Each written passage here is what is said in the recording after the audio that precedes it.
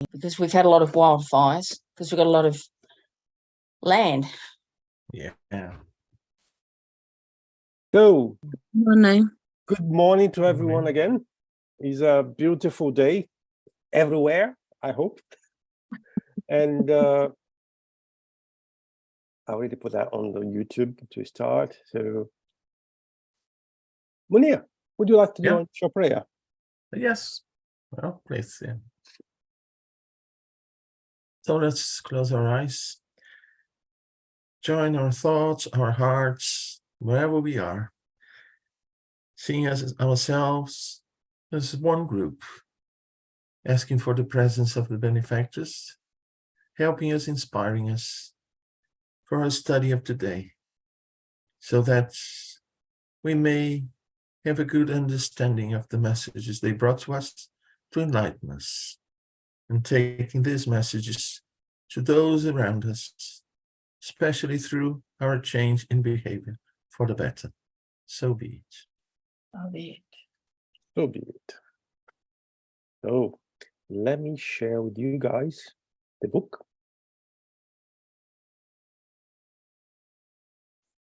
Let me prepare here so I can see more faces.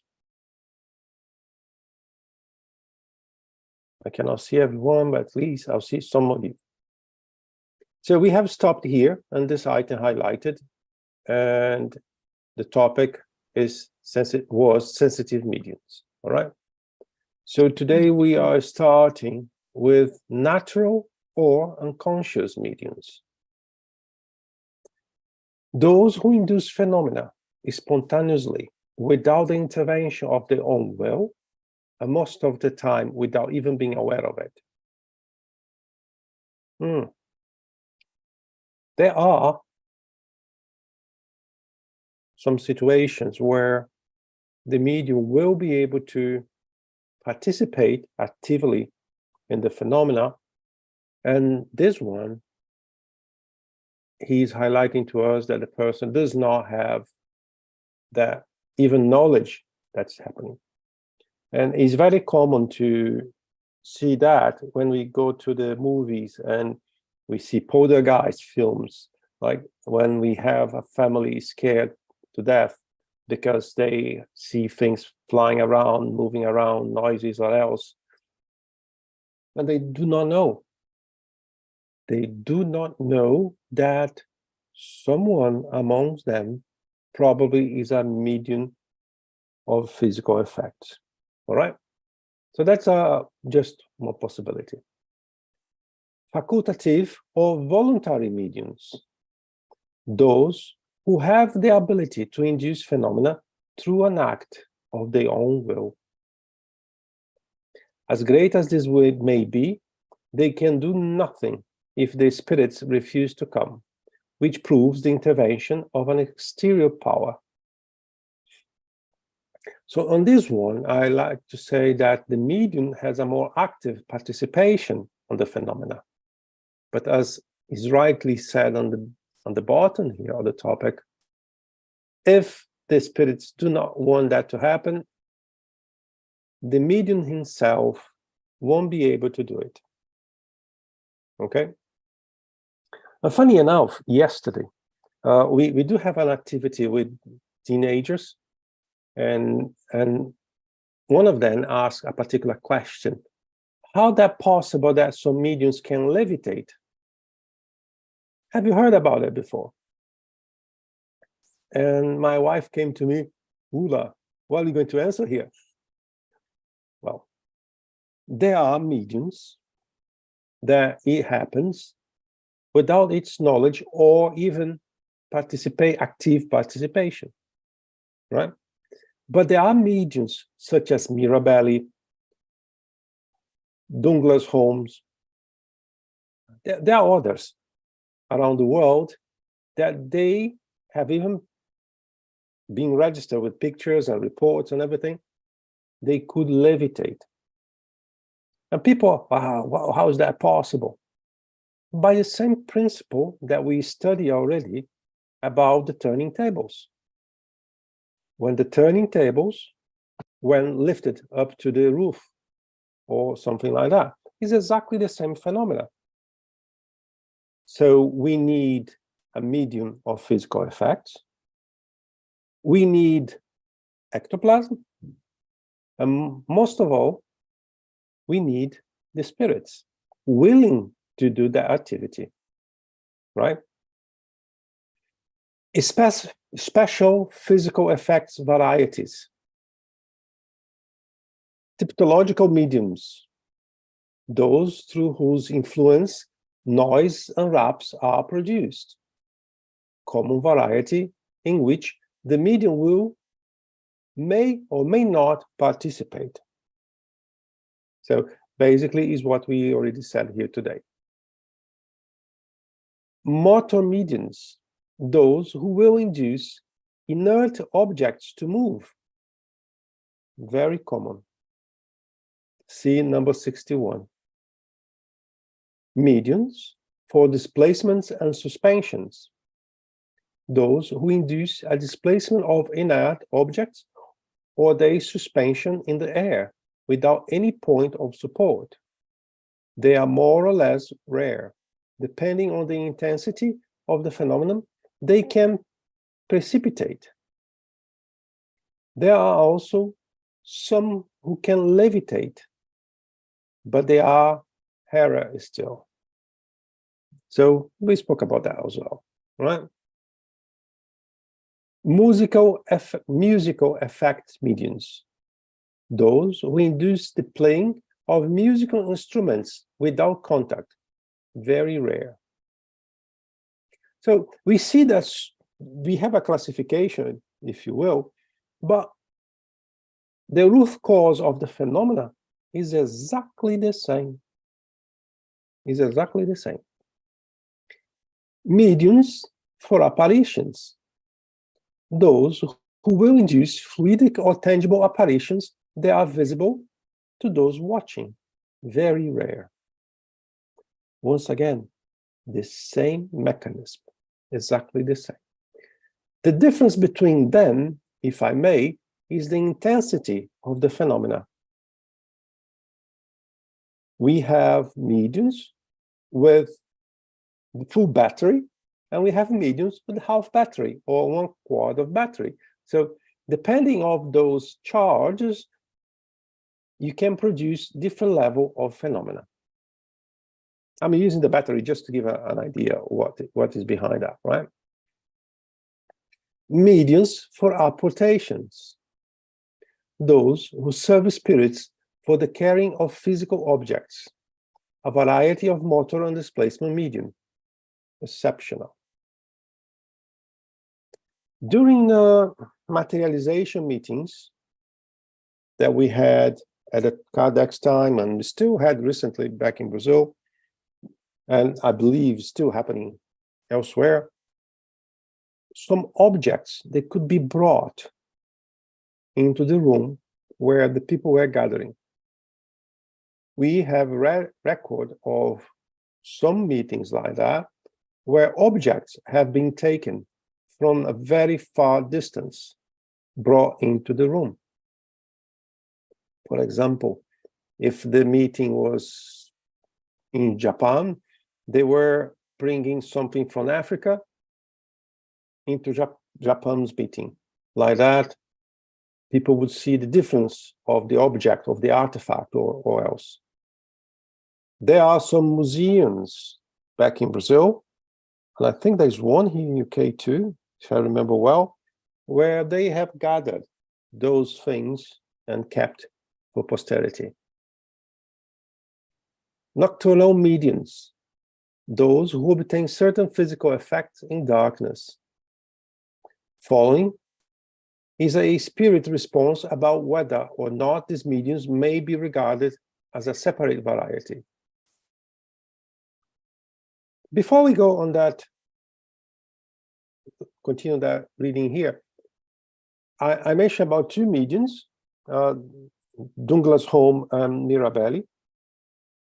And Douglas Home, I do not know. I know that he was able to perform even his own levitation with artificial light. But Mirabelli, he was able to perform levitation in the sunlight, something that is very unique. Certainly, these mediums may represent a specialty, but the phenomenon is due more to the environmental condition than to the nature of the medium or spirit. I should add that some mediums escape this peculiar influence of the environment, and that with a little practice, most nocturnal mediums could produce the phenomena in both light and darkness. This variety of medium is not very common, and we must make it clear that is due to this requirement for darkness to allow for a complete freedom to employ trickery, ventriloquism, and acoustic tubes, by which charlatans have frequently duped the credulous by passing themselves as a mediums in order to get money. But it does not matter. Tricksters in Rome, like tricksters in public square, will be cruelly unmasked, and the spirits will show them that they do wrong in interfering in their work. Yes, I repeat, certain charlatans shall be openly and very rudely exposed, so that their role as a fake mediums will end. It is only a matter of time. Erastus. Something came to my mind here is that when we study about ectoplasm and physical phenomena manifestations, we know the effect that light will have on ectoplasm. Normal artificial light will have on ectoplasm. Sunlight with UV is even worse. When you go to this type of meeting, the room needs to be sealed in darkness, be protected against lights and unexpected lights, because during those manifestations, for example, if a medium is donating ectoplasm to have a materialization of a spirit, if suddenly a light comes into the room, it may well create a situation where the medium could be in danger, could hurt the medium himself. So we need to be very careful of it. That's why we don't see that everywhere. It's very rare to see those meetings. Pneumatographical mediums, those who obtain directly writing, a very rare phenomenon and especially easy to imitate by charlatanism.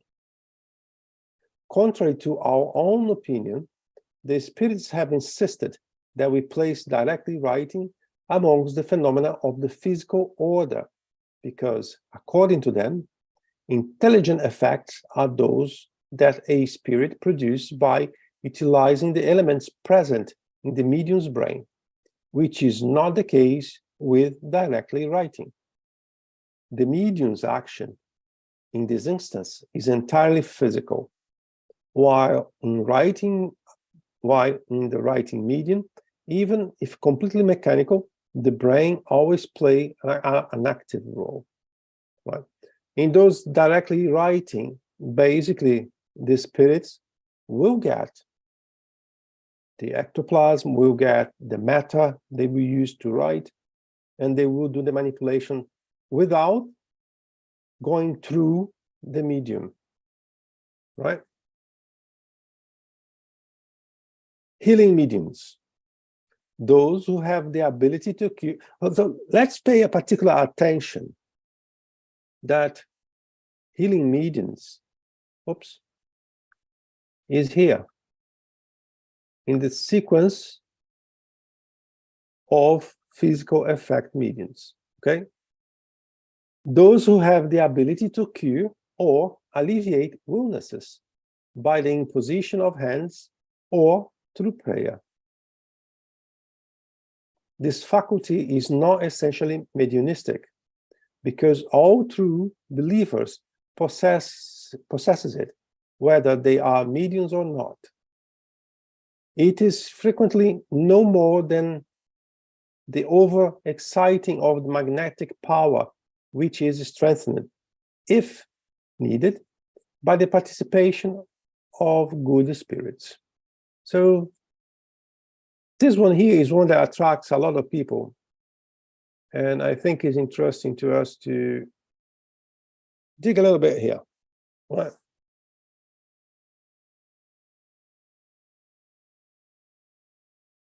When he says here that he's not essentially mediumistic, we need to go back and remember that everyone is medium. May not be a medium that will be, how I say that, may not be an ostensive medium, but is a medium nevertheless. And we all are animals. So as such, we do have the magnetic part of any animal body. Hi, Christine.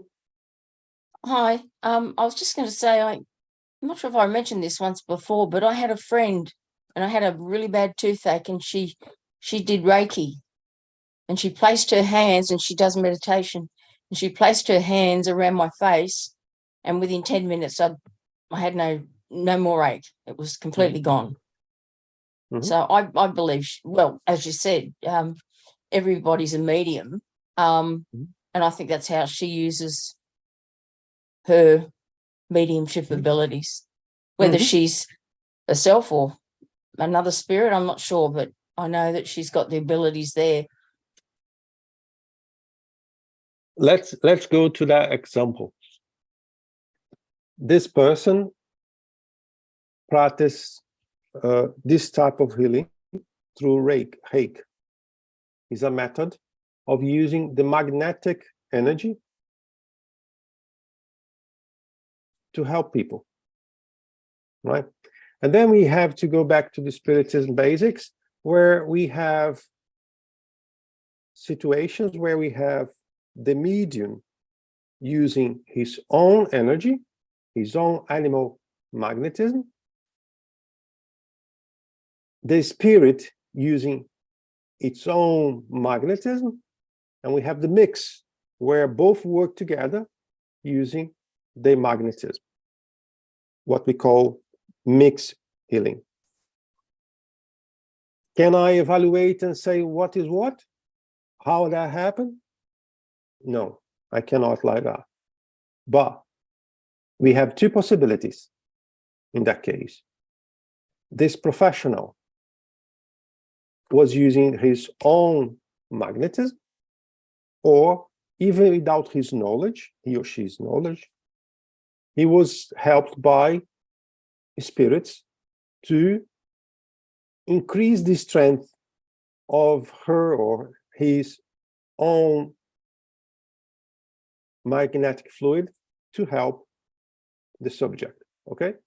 Hi, Munir. Hello, Guilherme. Hello, everyone.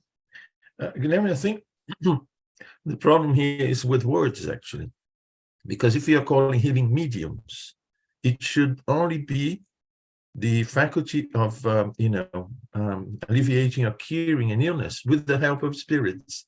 Otherwise, it could be called a healing person, or, because if you say healing mediums, but it may not be with the assistance of spirits, so it's not a medium if there's no assistance of the spirit, in my way of seeing. So it gets a bit confused, because when it's said that those who have the ability, in my view, it should add at the end with the help of spirits, and then the comments afterwards. Yeah. I totally agree with you, right? And I think over the years, when we start to read so many different information from different channels, we see similarities in a lot of things. If you go to Mesmer, all the work that Mesmer did at his time was beautiful. And we should use what he have learned. And we use anyway. But if at his time, he was already controversial for his time, if he have said, I mean, also, by the way, working with the spirit beside me, he would be burning a stake, because that would be too much for his time, I guess. So, yes, I totally agree with you, Munir. As we talk about mediums, mediums work with spirits, period, right? But even if we are not mediums per se, we have that capacity. We have that, at least the seed we have in ourselves. And then that could be used. For example, many people like, well, how many thousands, millions of people practice Reiki around the world nowadays? Became like a must-have in some of areas on the globe. And sometimes they never heard about spirits. And they're even afraid about spirits. They don't know, you know? So are they helping people? Yes, they are. Yes, they are.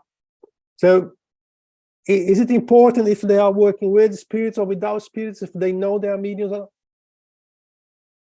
Depends who you ask, you know?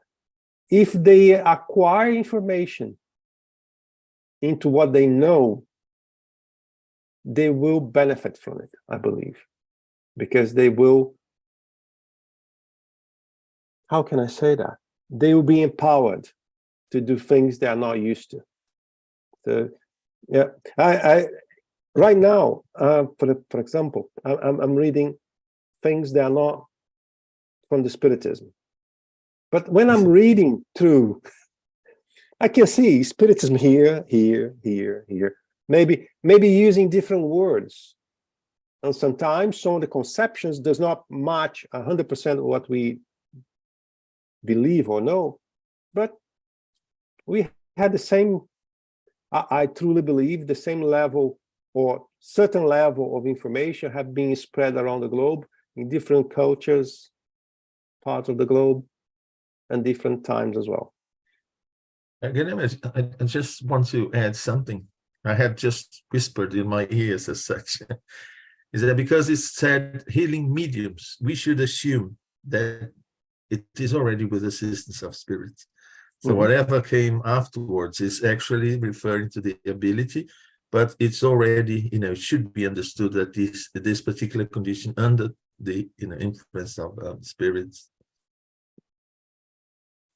Do you know something that came to my mind, Munir? That this is one of the riskiest mediumship you could have, because that will play with your ego. Yeah, that will play with I am the one, and can be tricky, can be very tricky. Hi, Osoli.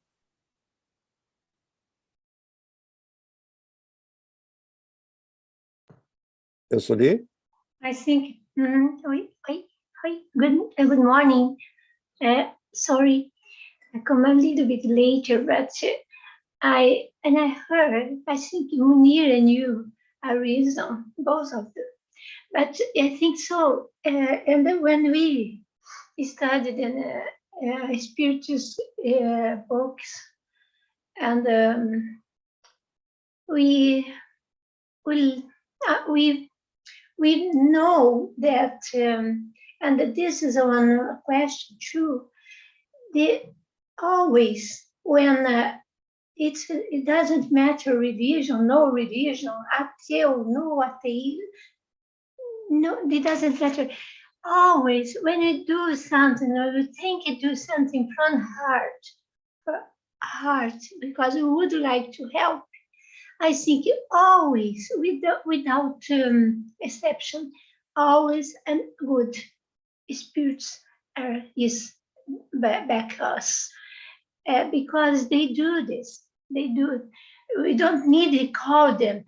Come help me, because they are with us. But it happens, and with only magnetic happens situation. Yes, the same, because we do want to do something to help it. It happens. But magnetic, sorry, man, the people doesn't know about anything, don't have good things, good feelings in heart, in her heart. And they do magnetic for with another intention, not good. They have help too. So and another proof of that, yes, spirits always are with us. And yes, I know that. I know. Sorry, because I am so little. But I think it is. You see, there did it say if needed by the participation of good spirits, if we call, better, but we don't call, but we need the two, and we deserve this. They help us too. So yes, I think so. And sorry if I am wrong. Sorry. No, very good, very good. So developer mediums, those who have the ability to develop the writing faculty in others through their influence. There is more of a magnetic effect than a mediumistic one per se, for it does not indicate the actual intervention of a spirit. In any case, it belongs to the order of physical effects. What is he trying to say here? Well, and this is something that, at least back home, is not very common when people are learning how to allow the psychographic communication to come in through. There is a technique that some particular mediums with certain degree of experience, when a baby medium is learning how to write messages, if he touches his hand in the medium, in the shoulder or on the head, for example, it does help the process. So that's what I see that could be given as an example in that particular type of mediumship. Okay, is not recommended at all that we touch the mediums when they are in the trance, under the influence of the spirit. It is not recommended. So why I'm saying that? Because I don't want everyone to start to grab the medium just because they believe they will have that ability to influence the development of the medium. I'm just giving here as an example.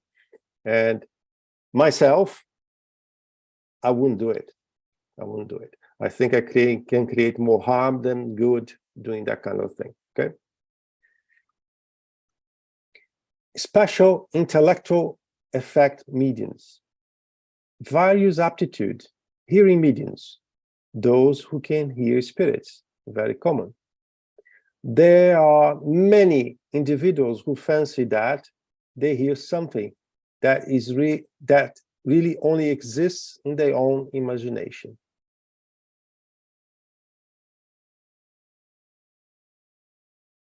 I don't understand why that sentence is there, and I don't even know if it's there on the original book, to be honest. We need to check, but it's very common when someone starts in the mediumship practice. I want to hear spirits. I want to see spirits. Well, the medium not always hear nice things. The medium not always see nice things either.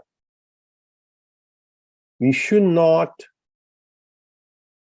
I know it's natural, but we should not be seeking to develop this ability. Yes, we should embrace when it comes naturally. When it comes naturally, it's because that has to be like that, right?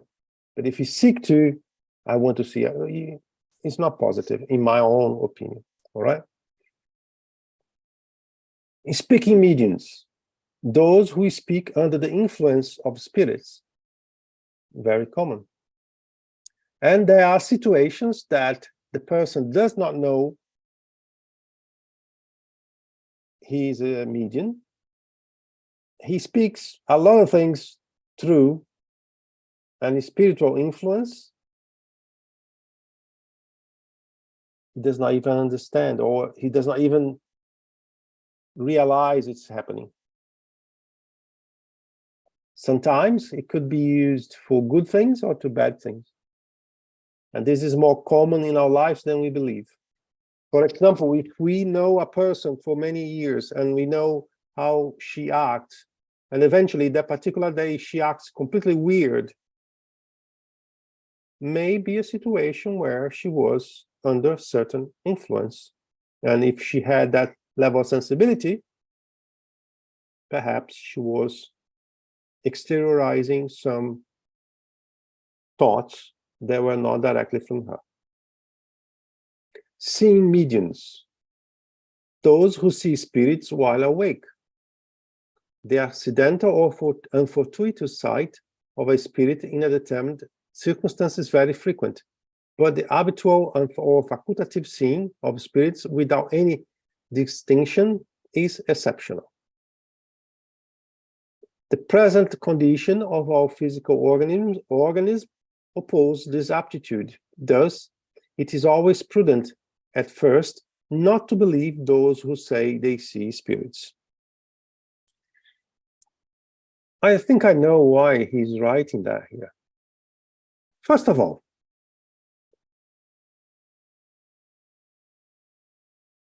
how can I say that? It's very common that people are really excited when they have amongst them someone that can see spirits. It's like they put them in a pedestal. Ooh, you see spirits. You must be the medium because you see spirits.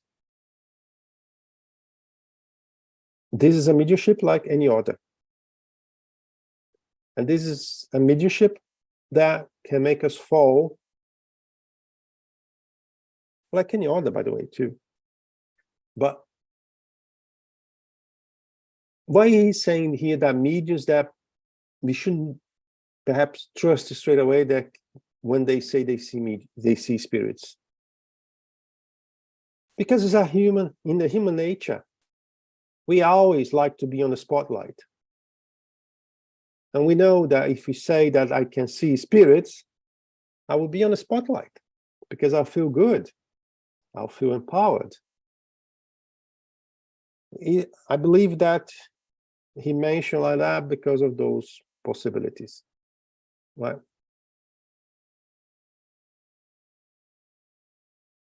As I said a few minutes ago, seeing mediums, they do not see only nice things. And imagine if we're talking about children, and it does happen, children with disability. They may see good things, but they may see very bad things too. And sometimes when the children come to us, I have a monster in my wardrobe, under my bed. Sometimes they really do. Sometimes they really do. So we need to be very careful how to treat, how to interact with those children. Hi, Pablo. Hi, just reflecting on these two specific ones, hearing mediums and speaking mediums. Of course, seeing mediums would be as well. Wouldn't it be three types that would get people to get to the wrong conclusion that that specific person is going under some mental health issue because of schizophrenia, or if maybe something that is in really early stages and there is no study around, or not the right environment of that person being inserted in. So wouldn't it be common to be mistaken by mental health issues? More than you think. some psychiatric institutions are full of mediums, not understood, not comprehended. And sometimes after a period of time, those mental illness that were not mental, they really become mental illness because of the drugs, because of the people with nice coffee, how to say that, t-shirts, but it's not t-shirt, it's like the one Straight jackets. They call it a Straight straight jacket to restrain them. Yeah. thank you, Saul. Hi, Saul. Yeah. Imagine someone, a medium that is like that for like a couple of years. On the end of the day, yes, he will develop some mental illness, and that cannot be reversed. So yes, this is more common than you think. And I personally know some mediums that have been treated for mental illness and they had no disease at all. And luckily some of them, they were able to find the right assistance in time. And they are working today as a medium, no problem at all. But I think it's fair to say there's a substantial number of situations where the results were not very positive. The ending are not very nice. And how can I know if what I hear or see is a spirit from a spiritual side, or I'm going to cuckoo land? It's a very difficult question, because we cannot ignore both possibilities. Hi, Christine. I was just remembering I saw a movie yesterday or last night, and it was about a guy, a married couple, and the husband took the children away, and one of the children got kidnapped and killed. And the father just couldn't come to terms with the situation, to the point where, according to the story, Jesus, God, and another spirit had sent a message to say, you need to come to the shack where his daughter was found. And so he went there because he didn't know, it said it was from God, but it turned out that apparently it was God, but in a way that he would understand and try and help him overcome, because he couldn't move forward. And so that made me think, even though you haven't said it as yet, I don't think, and you might be saying it, but is there reluctant mediums? That's what I think this situation was with this guy, is that he was reluctant to take part in what he saw might have been a fast, but he was there with God, Jesus, and another spirit. So could you have reluctant mediums? I never heard that term, but they are very, very nice, because it does explain mediums that don't want to be mediums. They are reluctant to accept who they are. But by the way, I never heard that, but it's very nice. Reluctant. It just made me think, like you've got this situation and this person has been given a gift, but is reluctant to use it to be able to interface with God and Jesus. So it just made me think of the word. Let me, just to get your hunch, and what I can say, in this possibility, in this eventuality where a person could see spirits, nevertheless, Jesus, God, or whatever, something that we have no record of it. No, I never heard in the Spiritism or anywhere that someone was able to see God. in front of him, right? We haven't, I don't know. Maybe there is some register somewhere, but I don't know. Seeing Jesus is a different thing. We do have some register of people seeing Jesus, like we do have register of people seeing Mary. And then I'm coming to you. Are you sure it's Jesus and Mary? Because if we see a bright spirit in a dress, we can think it's Mary, depending on our belief, right? And some beliefs, some people from different beliefs, when they see spirit, if the spirit is luminous, they believe is Jesus, they believe is Mary, for example, right? And sometimes it's just in the spirit, but through their eyes, they see what they want to see, what they can understand, and that's fine. I have no problem with that, right? But back to the main thing is, if you see, you are medium. You have to be a medium. You have to have your physical body prepared in a way that you could see the spirit. Mediumship is organic. No one that can see, hear, or talk is a medium without having the degree of sensibility required in your physical body, right? It's very important to keep that in mind. And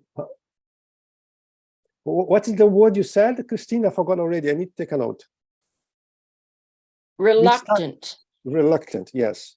Yeah. The reluctant medium. Sounds like a title for a book. Yeah, it is. It is. The reluctant medium, we found them in thousands, in God knows how many. A good number of people that realize they have mediumship, they don't want to use, exert, or practice the mediumship. Is they right? Yes, is they right? But if we are coming with that ability, if I can suggest something, I would suggest the person to practice, to work with that, because there's a reason for it. He could be one of those reluctant mediums. Yeah. But that's why sometimes I say, well, somebody is really not well and come to a spirit center, and this is a type of wake-up call. Could be one of those reluctant mediums that needs a massive wake-up call to really see what is in front of them, you know. And I can give an example here. There was a lady that came to us many years ago, and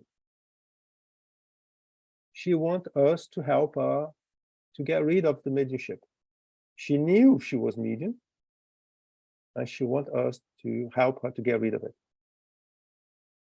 Because there are some people that promise things that may not be achieved, right? And she came to us and asked for that, and I said straight away, I wish I could say to you that I would be able to help you, but I'm not. Because this is something that I cannot change on you. I can't. But I heard that in certain place, in certain religion, they do.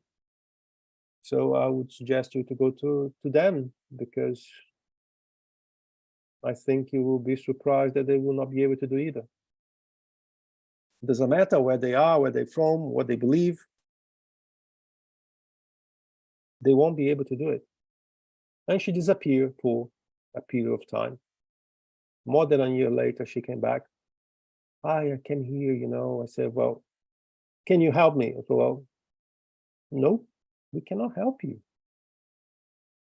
We cannot help you to achieve what you want, because it's not possible. I can help you to learn how to deal with that. I can help you how to develop this ability. But what you want, I cannot. She disappeared again. She came back for the third time. And on the third time, we could see her, how she was suffering, because she was battling, she was fighting. And in that scenario, she was not alone anymore. And she was looking again to someone to help her to make her get rid of it. And then we didn't see her anymore. But it's up to everyone to decide what they want to be, right? And every path you decide to go, there is a consequence. There's a consequence. I have another example here. For example, we had another lady that came to us. We found that she had mediumship to be developed, and she decided not to. A bit later, she developed some characteristics that could have been linked to her decision, or at least prevented if she had decided to embrace what she had. But the reality is, a lot of people see mediumship as a problem, as a disease even. So what can I tell them? I can only be available to help on the other way. But if on the end of the day, the person just wants to see what they want to see, very little we can do. It's down to the individual. What time is it? We still have time.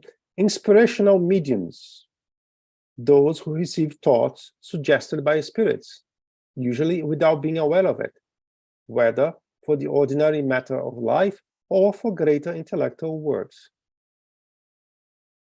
Honestly, everyone has a little bit of that, right? Everyone. And the problem is, we think that is my idea, because we are pretty much like that. That was my idea. I had the idea. And if you go through history, how many people found great discoveries that help humanity? And of course, were their idea. But are we sure that thought came really from them? We don't know. And this is one of the most difficult mediumship ever. I'm here, I can hear someone tell me to tell Jack, there is blah, blah, blah next to you. I'm just making it up right now, right? There's no one tell me anything. But what if what I think is an intuition, an inspiration, is just me trying to be what I'm not? It's possible. And then whatever I say to Jack, it may create more harm than anything else. So it's very common, this mediumship, I would say. And I strongly recommend the medium to study a lot, to learn what a medium should say or should not say in any situation. Because it's very difficult to identify what is your thought, what is not your thought. It's very difficult. Even to someone that has gone through years of experience of that kind of mediumship, he or she should always ask, is it me or is not me? So what I would say in that line is that project whatever you see, think, or get intuition for the future. If I say to Jack, there is one spirit on your side, Jack, what's she's going to do? She's going to run. Okay? She's going to trip and fall. She's going to hurt her forehead. She's going to the hospital because she was running of the spirit that's not there. But if I say to Jack, Jack, perhaps you should start to read about this subject. Let's say I'll tell Jack to read about perispirit, for example. what kind of harm that will create? None. None. So we need to be careful and project the consequences. What, and by the way, that's for any type of mediumship. We need to be able to project the consequences of what we say or what we direct someone to do, because it is our responsibility.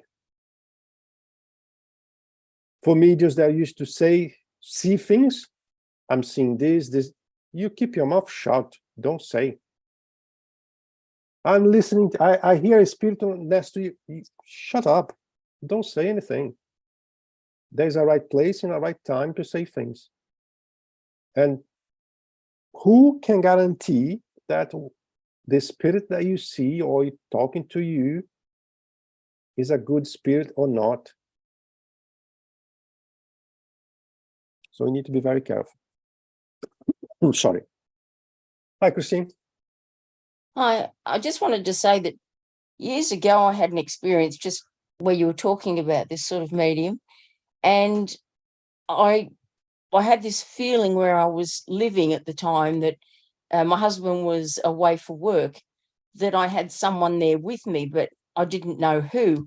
But I felt I needed something, so I went to a shop to buy a wind chime.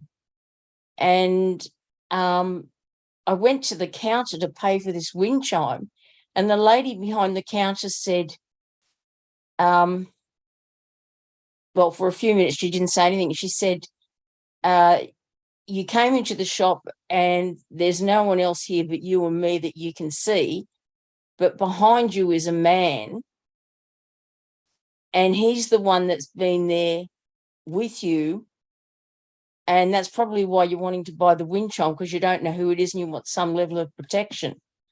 But it's your father-in-law that you never met, which is true. I didn't ever meet my father-in-law.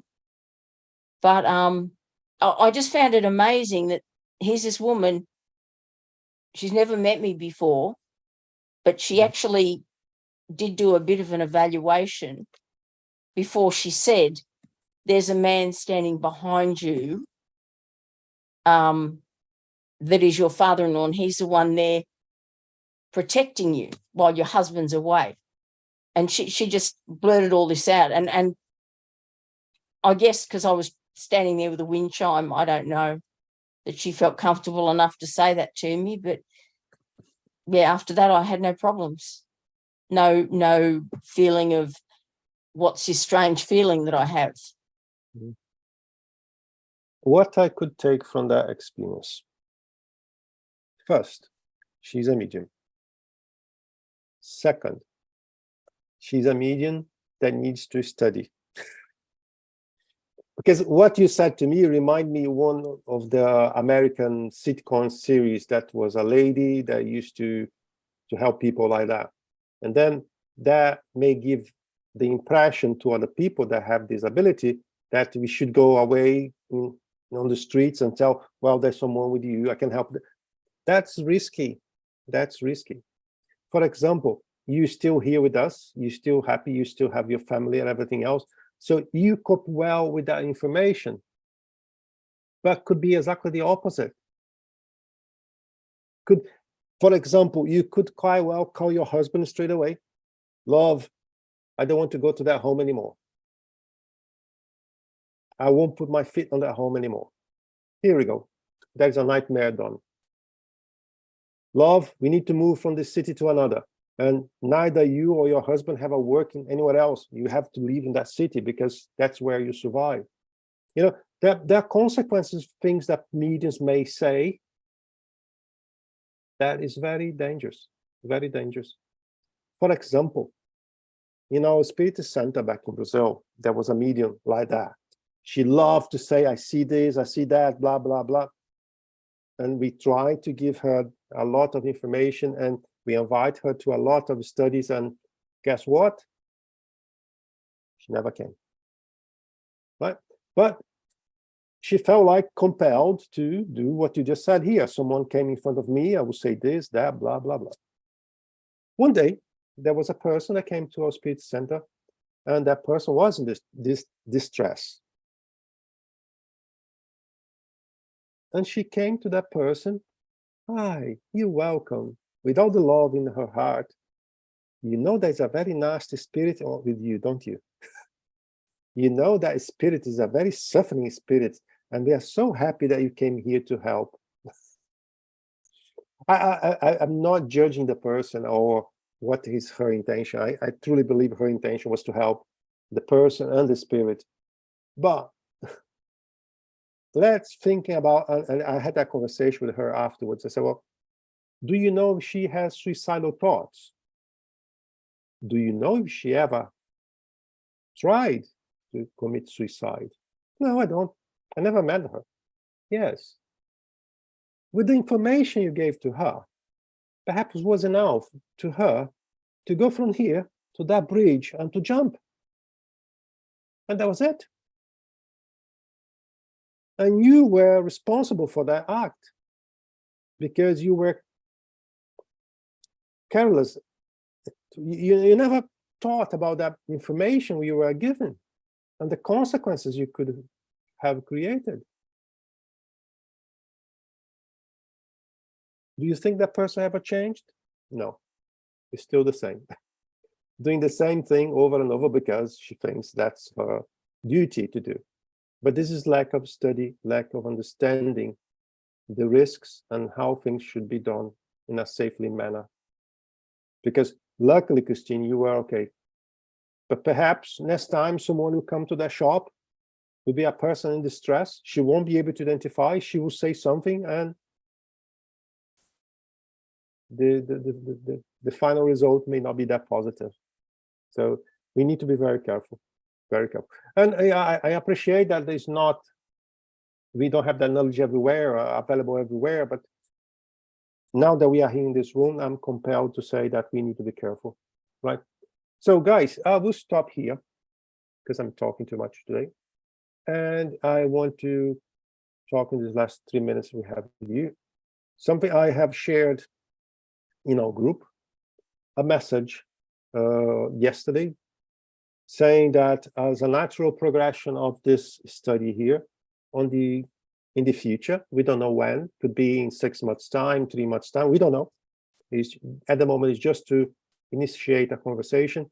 We will be available to have another experimental mediumship meeting, right? Some of you here already participate in our meetings, so you know what I'm talking about. So the idea is to give the same opportunity to people that are not, in case they want to continue on that path in a safe way, in a controlled way. So we will be able to make that in the future.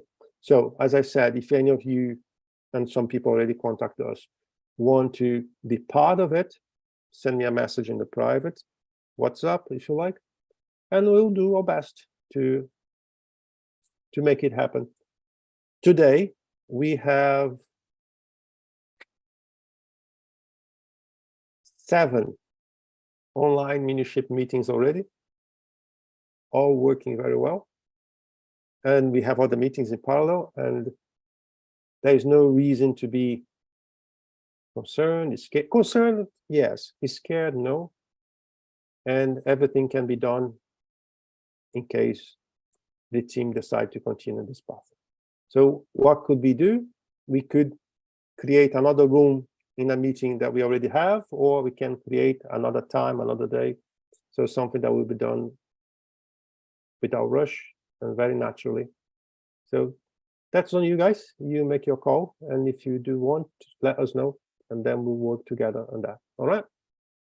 So let me do our final prayer. I know Rafael is here. Rafael, can you do a final prayer? Yes, my pleasure. Let's all unite our thoughts in this moment, being thankful for another opportunity to be here together amongst friends who share the objective of reflecting and understanding a bit more about the interactions between the incarnate and the discarnate spheres. We say thank you to the benefactors that bring us those reflections, that encourage and inspire us to be here, and they share with us their blessings. We say thank you to Jesus, above all, for being our master, for the example that we follow. And we say thank you to God for being always with us. And I hope we can be together again next week. I ask permission to close today's session. So be it. So be it. Thank you, Rafael. So everyone, I wish you all a great weekend, and looking forward to see you all again in a week's time. Thank you. Thank you. Let's enjoy our Bye. weekend. Thank you. Bye-bye. Thank you.